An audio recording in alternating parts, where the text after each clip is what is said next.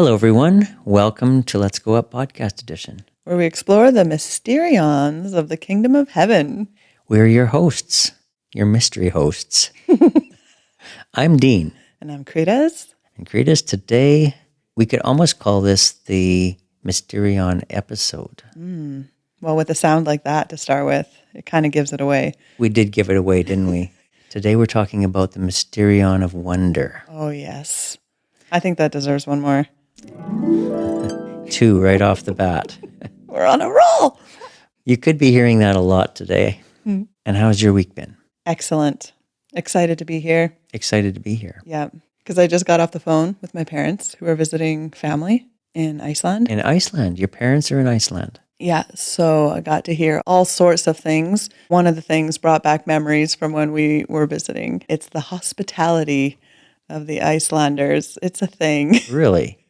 So tell me about Icelandic hospitality. Okay. You know, if someone invites you over for coffee here, Yeah. you show up, maybe there's coffee. If they're really wild, there might be tea. Sometimes there might be some kind of cookie, right? Right. There, someone invites you for coffee. It is like full on smorgasbord delight. You better not have eaten for the past 3 days because there's so much stuff. And a lot of it's homemade. I don't know. This just blew me away last time we were there, you know? Yeah, that's what it is.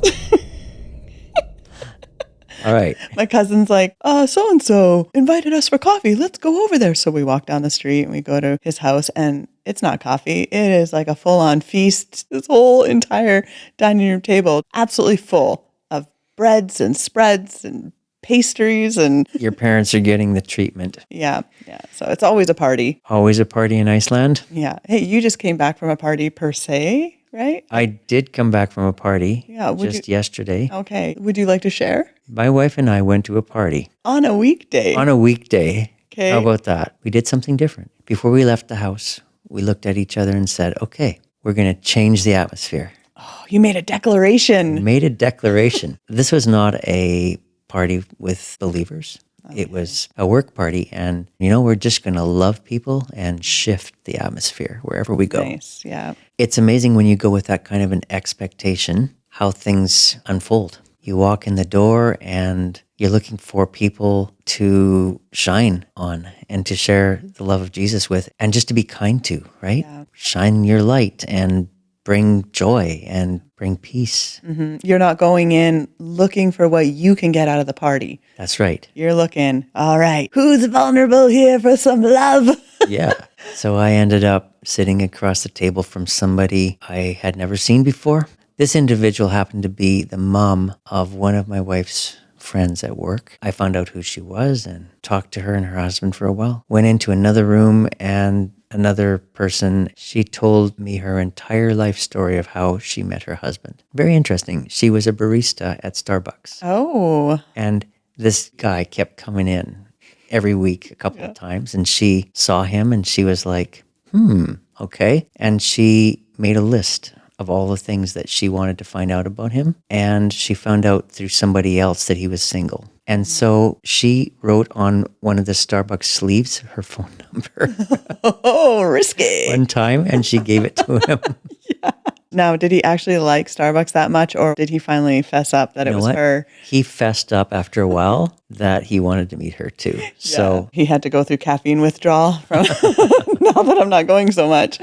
That was really interesting. And then I talked to other people. My wife was talking to people. We're just sharing the light. Awesome. And you could tell that the frequency shifted. The frequency was shifting everywhere we went. Yeah. It's amazing what people open up to as well when they sense the Holy Spirit on Absolutely. you. They might not even know it, but there's this release almost. They have no clue what's happening. How many times in your life has someone said, I don't know why I'm telling you this. I haven't told anybody this. That happened twice. See, a party's not a party until you go in with the motive to love and shine. Exactly. Mm-hmm. You realize all those years of trying to get things from the world, from parties, from environments, whatever it is, you still end up leaving lacking. So when you were last in Iceland, because I know you were there a few years ago, all the hospitality, are you going in shifting atmospheres or? We're just going and getting bloated. No, actually, Kate, this is funny. Thorstead, my uncle, who was on our podcast yes, he was. Last summer, a whole year ago, he was spoiling us.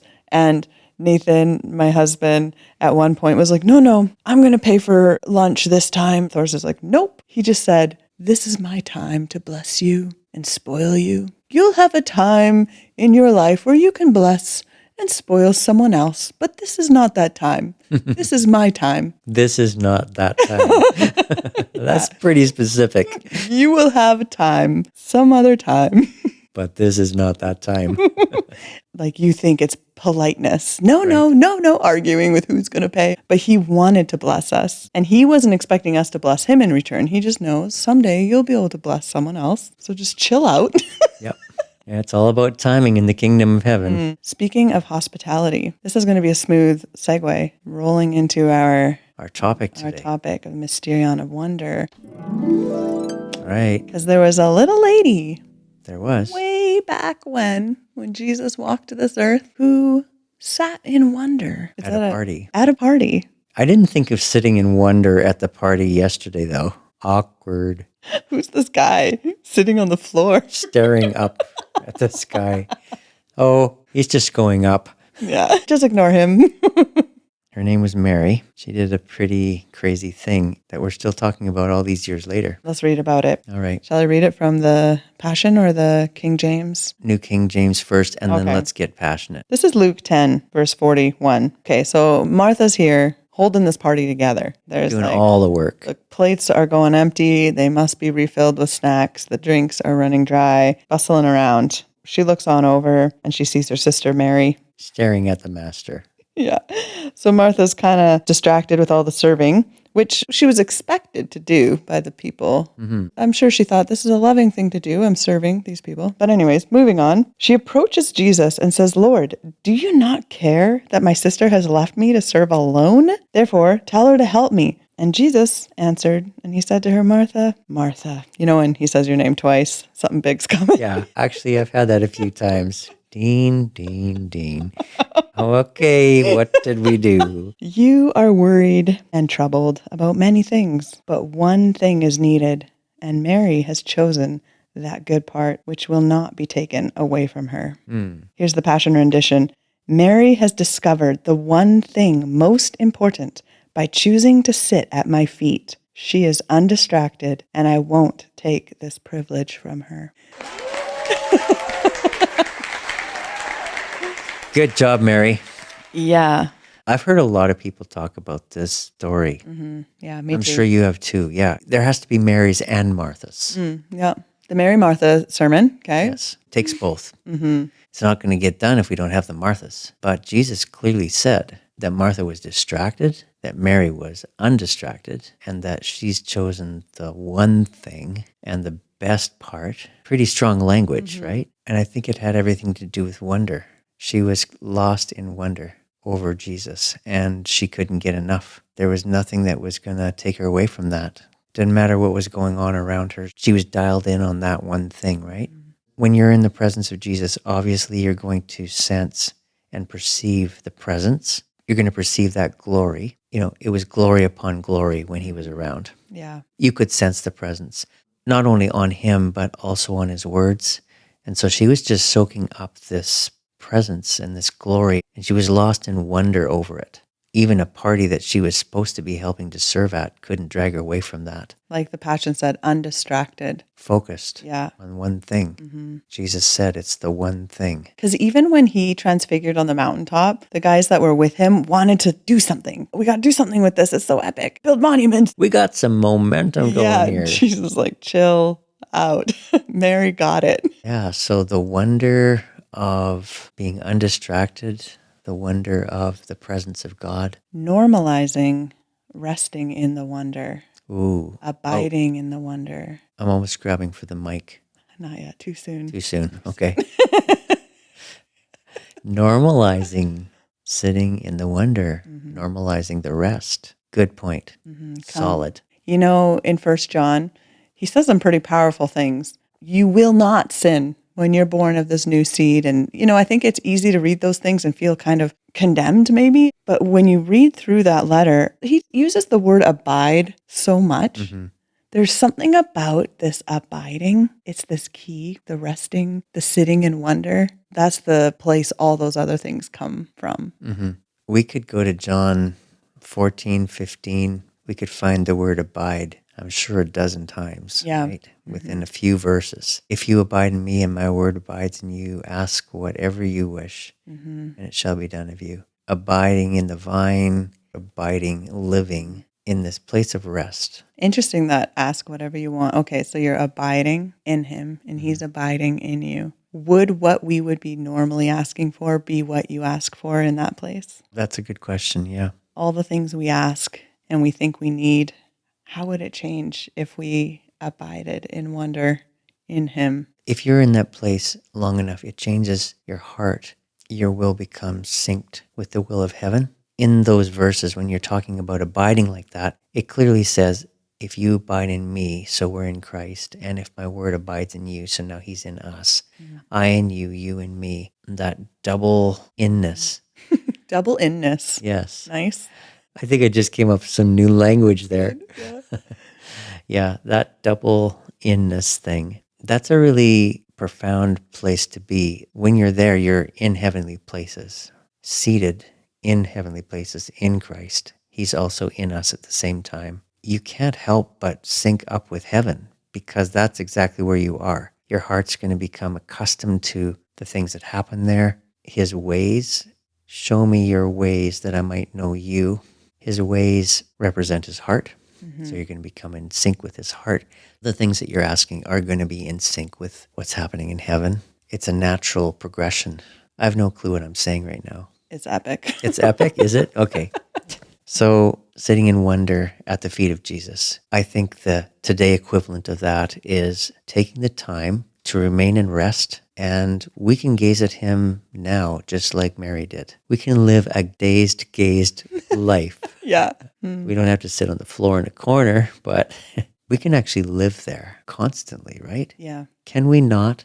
Even if we have the busiest day in the world, which I just had today, can I not keep my face towards him the entire time? If I can't, how is any of this even worth us talking about? We've got to be able to be there all day long. Yeah. Function from that place, right? We can get caught up in the doing. And Jesus, he had periods of time where he was so busy, he didn't even have time to eat. Yes, you're right. Okay. So busyness doesn't equate not abiding or spending time in this secret space with the Lord. That's really profound. Okay. Busyness doesn't give you an excuse to not stay abiding. That's what you're saying? Jesus had periods of time where he was so busy, right?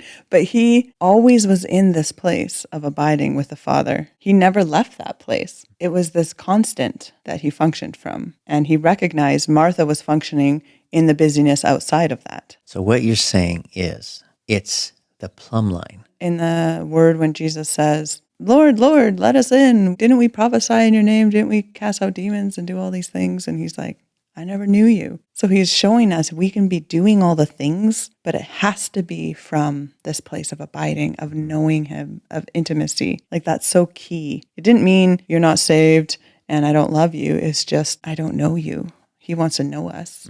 I'm encouraged by where this conversation is going to take my busy days and be more intentional about keeping my face turned towards him. Because you're right, even in the most crazy time of our life, it doesn't give us an out of rest. We should be able to follow through under any circumstance with this stance of having a heart that's sitting on the floor facing towards Jesus. Yeah. And guess what? When you have that stance, when that's where your heart is, when that's what your desire is, when that's what you crave, you will find time somewhere in your day to be with him because you will prioritize what's important to you. So you can have a crazy hectic day, but if he's important, he will always be the priority. Some days, maybe you wake up and you go to sleep and you have literally not had a minute, but you're waking up, working with him, going to sleep with him. Okay, You're completely inspiring me because I'm just thinking back of my day today. Okay, it's crazy. And I'm just thinking, I wish I could do it over again. Yeah, so Say it again, sister. Okay. You can have a really busy day from the moment you wake up to the moment you go to bed at night. And you can feel like I haven't had a minute to even breathe, let alone go into the secret space with the Lord like I'm supposed to. But the thing is, even when you have crazy days like that, Jesus did too. He never left that abiding presence of his Father. It was always there. And when he had the time, he always prioritized the time with the Father too. What's a priority in your life? You will honor and you'll seek it and you'll desire it. It reminds me of sacred coffee time me and Nathan have. I shared this before. Okay. So we can spend a whole day together on a weekend. We're together. We're talking together. We're communing. Sometimes we have these epic things we share, but the whole time you're busy because you've got everything else going on. But the sacred coffee time, like that time where we put away all distractions, that Mary on the floor time, it's not something we have to do. It's something we want to do. We're excited to do. Sometimes it doesn't happen. Okay, gonna be real here. We want it to happen. And it's so fun when it does, but there's no shame or guilt when it doesn't, when it's just a crazy day. Yeah. And I think that's like with the Father. And Jesus demonstrated that. He would have these crazy days that were insanely busy. But when he had those times with the Father, it wasn't, okay, now I got to spend time with God. He wanted it and he treasured it. And it was so special. Like the treasure in the field, you will sell all you have for it. It's that precious and we can live in that place. And then there's no shame or guilt. It's just joy and wonder and bliss. It's very childlike. So well said. So there's always a way to have Jesus at the center. I know that there is always a way to do whatever you do in rest. And I don't care what kind of a day you've had. I don't care what's gone on. There is a rest for us. We actually have to labor to enter into that rest. Yeah. And there's a way to do everything that we do in that somehow. Even if you have somebody that's very driven as an overseer or a supervisor, there's still a way to do what we do in rest. If there wasn't, there's no way that we would be told to abide or that we can enter into rest. There's a Sabbath rest for us. God rested on his seventh day. Now we can enter into that rest. We should be able to live there constantly, no matter what happens around us. Just like we could be in a prison and we could be full of joy. Yeah. You know what? I even have that scripture here in Acts 16. Paul and Silas imprisoned after being tortured, stripped, lashed, and all sorts of horrible things. What are they doing in their jail? Praying and singing hymns to God. And everyone around them's just listening, okay? Like, what is going on? They were undaunted. They weren't complaining. They weren't protesting, and our rights and our things are taken. They just were wrapped up in this, like, mysterious wonder. Whoa. Right? It's like and guess what? While they're there in La La Land, worshiping the Lord, just completely disconnected, seeming almost from what's happening around them, they're changing the atmosphere in that room. That's a huge atmosphere shifter right there. Everyone's listening and like, what happens? Holy Spirit comes, walls break down, chains break. Rattle the chains. Right? So these guys, you can't do that unless you have experienced this one thing, unless you see it. You can't be treated that way and abused physically and everything taken away, chained up very uncomfortably too. This is not a comfortable position they chain you in. And then just be praising and glorifying. Lost in wonder. Right? When I was thinking this week about wonder and what Mary did, the opposite, looking at Martha and what she was doing, I was thinking, what are some wonder robbers? Wonder robbers. What could rob your wonder? What could steal your joy? What could rob your wonder? Okay. Not that we're going this direction or anything, because we're all about going up here. Yeah. But are there some things that could rob your wonder? In this passage, Jesus said, Martha, you're distracted. So distraction can rob your wonder. And he specifically said about Mary is undistracted. Distraction. That's huge. And even, I think it's easy to think it's got to be this bad thing, like, oh, it's social media or a movie or something. But Martha was serving. She was doing these things that we're told are beautiful things to do for one another. Lay your life down, serve, love one another. But the place she was doing it from was a distracted place. Yeah. It wasn't from the abiding place. It was trying to be a good follower. Working from that place, not undistracted. I'm looking at Mike again. Hello, microphone. Yeah, that's very close. Okay, serve from a distracted place or serve from a place of rest? So it really is all about the place that your heart is in. Yeah. What if you have so many things going on that your mind is so full of details that somehow you can't clear them out. Sounds like you need to have a business meeting with Jesus and the Jesus? spirit of wonder. The spirit of wonder. Is there a spirit of wonder? That just came out. Maybe that was like a hidden. Yours like a prophetic Whoa. thing. Yeah. I think you might have just spoken out a new reality here.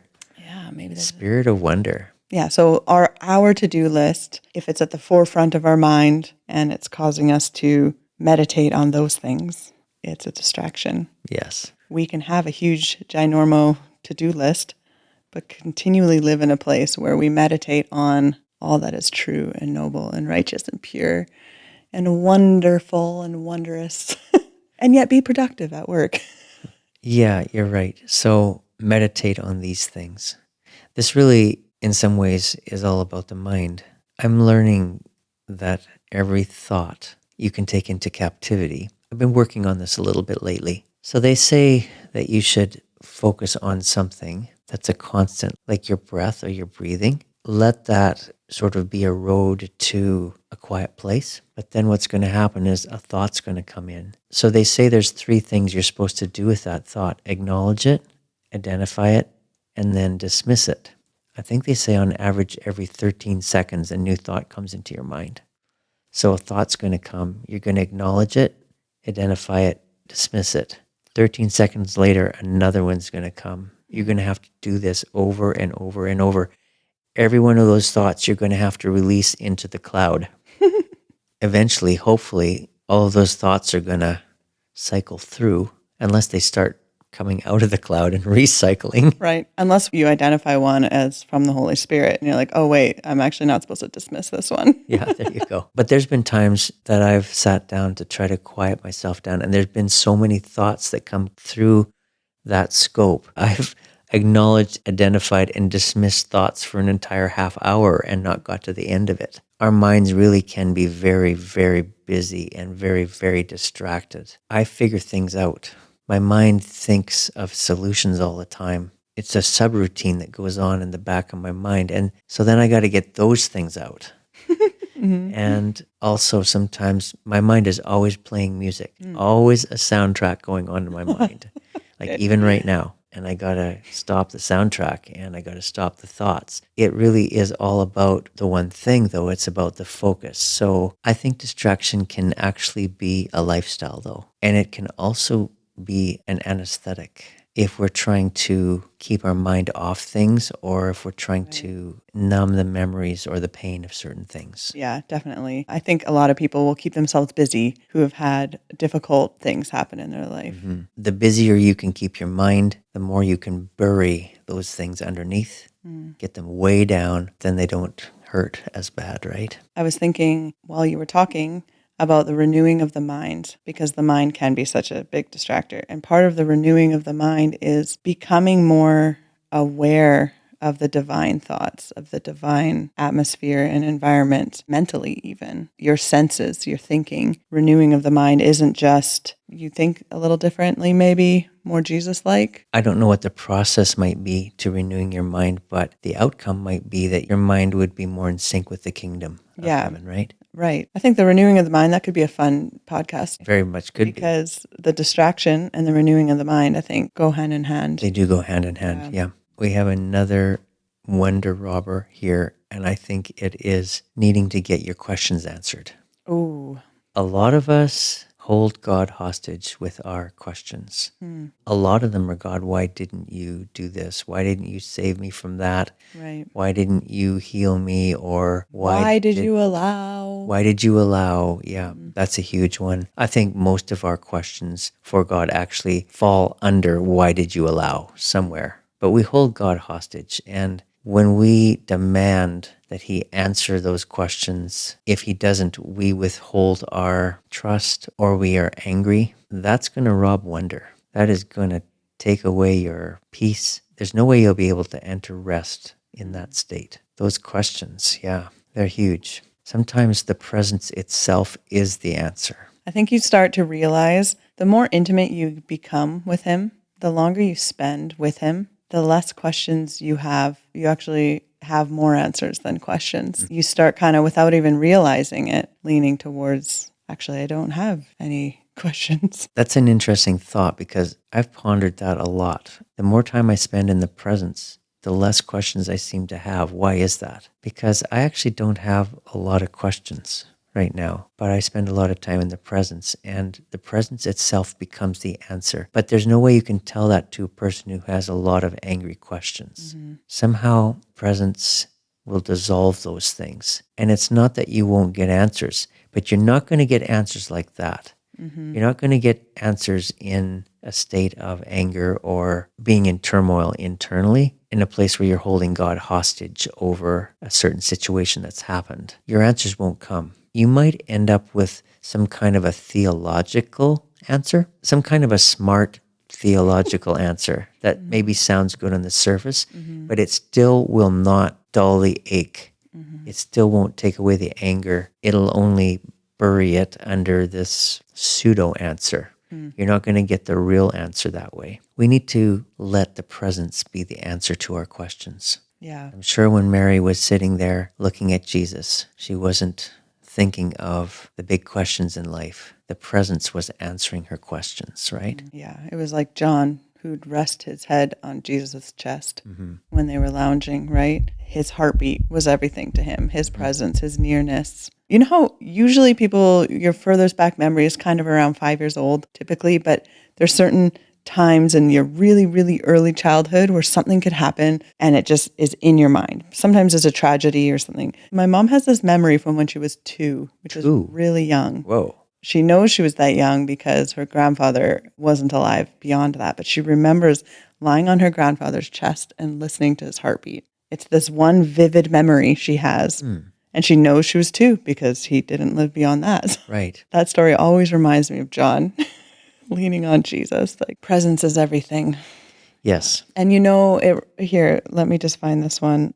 In Acts 4, when they saw the boldness of Peter and John and perceived that they were uneducated and untrained, they marveled and they realized that they had been with Jesus. So these guys didn't have the education, knowledge, per se, the way the world would give knowledge or the way the Pharisees had knowledge. But these people marveled and they knew they had been with him in his presence. He gave them the answers. And the authority. Speaking of knowledge, there's one other thing that we do. We want to know things. Our first reaction once we gain knowledge is we want to apply it. I think that cycle of knowledge and application can be another wonder robber. And it can cause burnout because now that's what you're doing. Yeah. Okay, I'm supposed to be a son. Okay, so this is what a son looks like. I'm going to start doing the sonship things, and then you burn out. Yes, because knowing has to lead in our minds, if we're doing application, to doing. What did you do with what you learned? When Mary was sitting there listening to Jesus, soaking in the presence, because he was talking, she was listening to him. Was she applying that to her life? Was she in a position where, okay, I'm hearing things, now I'm going to go out and I'm going to do something with them? We are obsessed with application. Almost every sermon that you listen to starts with a smorgasbord of knowledge and ends with an application. Okay, I've told you this, now you're going to go and apply it in your life in this way. You know, and then you do. All right, so Mary was sitting there and she was getting to know him. She didn't have the urgency to be applying those things and taking them in application, every single thing, because the presence itself becomes application. That's another thing people don't understand that haven't spent time in the presence, is that presence is application. Whoa, yes. Mic drop. Whoa. That was epic. It just was. in its own way. Yeah. Very cool. All right. Yeah. Yeah, moving on. Moving right along. If you spend time in the presence applies the word in your heart in a way that you can't even take credit for. Yeah, I will write my laws on their hearts. Yes. It's written in you. It's you become a son. Yes. And that's just who you are. It's not what you're doing. It's presence. Yes. So rather than us taking something that we've learned and trying to apply it, what happens in this case is we are in the presence of someone and we become that. It becomes us. It becomes part of us. And we can't take the credit for that. Because if you apply something to your life, what you end up doing is you're striving and you're working for that. You're putting yourself on a trajectory where you are trying to work something out. Love those who persecute you. Love those who persecute and insult you. Okay. God bless you. I love you. And you're trying. But is there a different way? Was Jesus trying? Jesus wasn't trying. And if you try to do love like that, you'll only be able to sustain it for a short time and you will burn out. You will go and you will try to do something in your own strength. We can only love because he first loved us. He's got to be the source of that. If you're trying to love out of another reservoir, that reservoir will run dry pretty quickly and your love well will be dry. Presence applies things to your life in an instinctual way. It's so crazy that you don't even realize that the transformation has happened in you. I've been in so many circumstances where I do something or I react in a certain way or something happens to me and I'm like, that's not me. How did that happen? How did I gain that grace in my life? I have no idea. Yeah. I don't know where that came from. I actually didn't hear some kind of a knowledge-based, exhortation somewhere and try to apply that to my life so that that came to be part of me. Actually, what happened is I sat in the presence. In that place, there was this infused knowledge downloaded to me, and I sat in the presence some more, and that knowledge got applied, and that grace became a part of me without me even knowing it, and the transformation happened without me understanding that it took place. Wow. There is another way to go about this, trying to know and apply. Yeah. That's going to rob your wonder. Wonder works in a different way. Wonder works by gazing. Yeah. The initial gaze brings the infused knowledge, and the prolonged gaze brings the application. You can't do it any other way. That's effortless transformation like that, right? When you see him as he is, Yeah. you become like him. There you go. Bam. So good. Yeah. I think I have that one written down. Do you want the information on where it is? No, that's good. Just like that. It's perfect. Okay. All right. Yeah. One more wonder, Robert, that I thought of this week is there's so much talk about purpose and being purpose-driven. Wonder is the opposite to needing a purpose for everything.